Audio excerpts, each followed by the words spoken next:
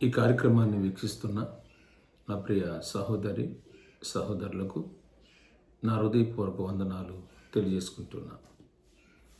నేను చెప్పిన ప్రకారంగా ఆదికాండం నుంచి ప్రకటన గ్రంథం వరకు వాక్యాన్ని ధ్యానించాలని మొదటి పాఠంగా ప్రారంభిస్తూ ఉన్నాను.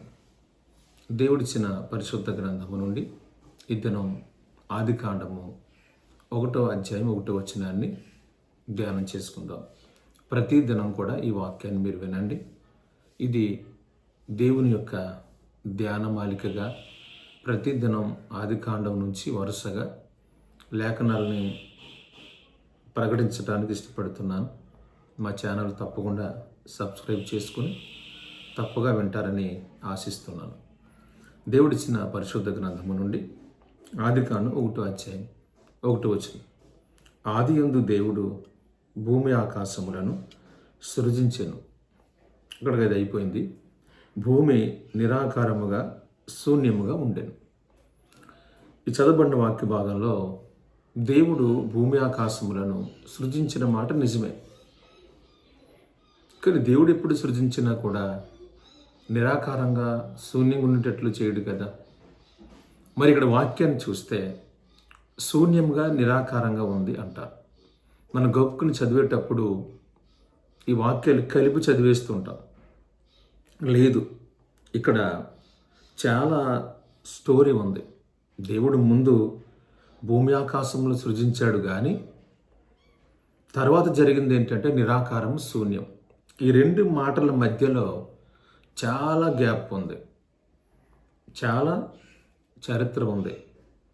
దేవుడు చేసినప్పుడు, సృష్టికర్త అయిన దేవుడు చేసినప్పుడు భూమి నిరాకారంగా శూన్యంగా ఉండేటట్లు ఆయన చేయలేదని యెషయా గ్రంథం 58:9 వ్రాయబడి ఉంది. యెషయా గ్రంథం 58:9 దేవుడు భూమి ఆకాశములను సృజించినప్పుడు ఆయన నిరాకారముగా శూన్యముగా ఉండేటట్లు వాటిని సృజింపలేదు అని రాయబడింది. నివాసయోగ్యంగానే చేశారు. నివాసయోగ్యంగా చేయబడినటువంటి ఈ సృష్టి ఎందుచేత నిరాకారంగా మార్చబడింది అంటే ఈ మధ్యలో చాలా స్టోరీ జరిగింది. మీరు ఒక మాట గుర్తుపెట్టుకోండి. సృష్టికర్త అయిన దేవుడు మొట్టమొదటిగా సృష్టిని నిర్మించింది దూతల కొరకు. ఇది దూతల కోసం నిర్మించబడినటువంటి సృష్టి. దూతల కోసం నిర్మించినటువంటి సృష్టిలో దూతలే ఉండేవి. పరిశుద్ధ గ్రంథాన్ని బట్టి మనం చూస్తే మొట్టమొదటిగా ఏదైనా వనమందు నివాసం చేసినటువంటి వారు ఎవరు అంటే సాధారణంగా మీకు తెలుసు మనుషులు అని కాదు. ఫస్ట్ గుండా ఏదైనా వనమందు నివాసం ఉన్న వాళ్ళు దేవదూతలను పెట్టాడు దేవుడు. దేవదూతలను పెడితే దేవదూతలలో కెరూబు అనేటటువంటి ఒకడు దేవునికి నమ్మకస్తుడిగా పనిచేస్తున్నటువంటి సమయం అది. నమ్మకస్తుడిగా పనిచేస్తున్న సమయంలో వాడిని దేవుడు అభిషేకించాడు. ఎలా అభిషేకించాడంటే అభిషేకమునందున కెరూబుగా వాడిని అభిషేకించాడు. అంటే దూతలందరికీ ఒక ప్రధానమైన వాడిగా దేవుడు వాడిని ఆశీర్వదించాడు. ఎందుకంటే దేవుడు నమ్మకత్వాన్ని చూస్తాడు. కాబట్టి ఈ వాక్య భాగాలను మీరు శ్రద్ధగా ప్రతి దినం వింటే మీకు చాలా విషయాలు అర్థమవుతాయని ఆశిస్తున్నాను. అర్థమవుతుందా? దేవుడు భూమి ఆకాశంలో సృజించిన కలిపి చదవకూడదు. ఆయన నిరాకారం ఉండేటట్లు చేయలేదు. మొట్టమొదటిగా నివాసయోగ్యంగానే చేశారు, కానీ తర్వాత నిరాకారముగా శూన్యముగా మారింది. అది ఎందుకు మారిందన్నది మీకు నేను చెప్తున్నాను. ఈ మధ్యలో చాలా స్టోరీ ఉంది. దాన్ని మీరు తెలుసుకోవాలని ఆశిస్తూ నేను మీకు తెలియచేస్తున్నాను. ఎందుచేత ఈ నిరాకారం శూన్యం అనేటటువంటి పరిస్థితి వచ్చిందంటే ఈ దూతలు దేవుని సముఖంలో నమ్మకంగా లేకపోయాయి. ఉన్నాయి, దూతలన్నీ బాగానే ఉన్నాయి, కానీ ఈ కెరూబు అనేటటువంటి వాడు, దీని గురించి యెహెజ్కేలు గ్రంథము 28వ అధ్యాయంలో సెలవు ఇవ్వబడింది. దేవుడు ఏం చేశాడంటే అభిషేకమునందున కెరూబుగా దాన్ని ఆశీర్వదించాడు. ఇక్కడ మనం రెండు విషయాలు తెలుసుకోవాలి. ఒకటి, సాతాను వేరు, లూసిఫర్ వేరు. సాతానుడు అంటే సింగిల్, లూసిఫర్ అంటే వాడు సేనాధిపతి. అంటే వాడికి చాలా సైన్యం ఉన్నది లూసిఫర్కి. కానీ సైతాన్ అనేటటువంటి వాడు ఒక్కడే. ఈ వాక్య భాగాలు మీరు గమనిస్తే రెండు తేడా తెలుసుకోవాలి. సైతాన్ని ఎవరు చేశారు అని చాలామంది ఆలోచించరు. అంటే సైతాన్ అంటే చీకటి, చీకటి వెలుగు ఉంది, చీకటి వెలుగు.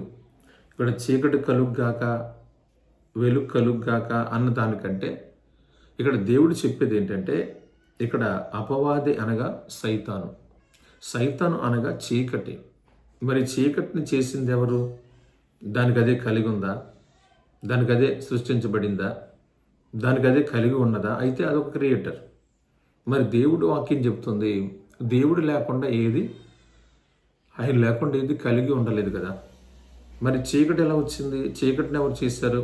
చీకటి అనగా సైతానుడు, లేక పాడు చేసేటటువంటి శక్తి. దాన్ని చేసింది ఎవరంటే దేవుడే. ఎందుకు చేశాడు తెలిసేవాడిని? యెషయా గ్రంథం 54 అధ్యాయం 16 వచనంలో మనం చూస్తే వాక్యం సెలవిస్తుంది, నాశనం చేయడానికి నాశన పాత్రుని చేసింది దేవుడు. వాడి పేరు కమ్మరి, దేవుడి పేరు కుమ్మరి. కమ్మరి కుమ్మరి. ఇవి మీరు గమనిస్తే ఆ కమ్మరిని చేసిన వాడు దేవుడే. ఎందుకు చేశాడు? ముందు ముందు వాడి వల్ల నాశనం చేసే కార్యక్రమాలు ఉన్నాయి కాబట్టి, సృష్టికర్త నాశనం చేసే మనసు ఉండదు కాబట్టి ఆ పని చేయడం కొరకు దేవుడు వారిని నియమించారు. అయితే ఆ పని కోసం నియమించినటువంటి వాడు సృజించబడి వాడికి ఒక నివాసం కూడా ఏర్పాటు చేశాడు దేవుడు. వాడికి ఒక ఉనికి పట్టు ఉన్నది. అక్కడికి వెలుగు సంబంధులు వెళ్ళకూడదు. మధ్యలో ఒక అడ్డు ఉంది. దాన్ని యోబు చెప్తాడు, చీకటి దాని ఉనికి పట్టు నీకు తెలుసా? చీకటి నివసించే స్థలానికి వెలుగును కొనిపోతావా అని అడుగుతాడు. అంటే అర్థం ఏంటంటే, అపవాదిని చేసినటువంటి దేవుడు వాడిని ఒక చోట బంధించి పెట్టాడు. వాడి దగ్గరికి ఎవరూ వెళ్ళకూడదు. అదే దేవుడు మొట్టమొదటిగా ఏదైనా వనమందు దూతలకు ఇచ్చినటువంటి ఆజ్ఞ ఏంటంటే, నీవు ఈ సమస్తమైనటువంటి తోటలో మీరు ఉండవచ్చు, మీరు మీ ఆరాధన లేక మీకున్న పని మీరు చేసుకుంటూ ఉండవచ్చు. కానీ ఆ చీకటి అనేది ఒకటి ఉంది, దాని ఉనికి పట్టు ఉంది, అక్కడికి వెలుగును కొనుక్కోకూడదు, అంటే మీరు వెళ్ళకూడదని దేవుడు చెప్పాడు. అంటే సేమ్ ఆదాముకి ఇచ్చినటువంటిగా ఆజ్ఞ కిందే, లేక ఆదాముకు చెప్పినట్టుగానే ఈ కెరూబు కూడా చెప్పబడింది. అయితే ఇది కావలసుకుని ఆ చీకటి అంటే ఎలా ఉంటుందో చూడాలని ఆ చీకటి దగ్గరికి వెళ్ళాడు. అప్పుడు చీకటి వాడిని ఆవరించినప్పుడు వాడి ఆలోచనలో మార్పు వచ్చింది.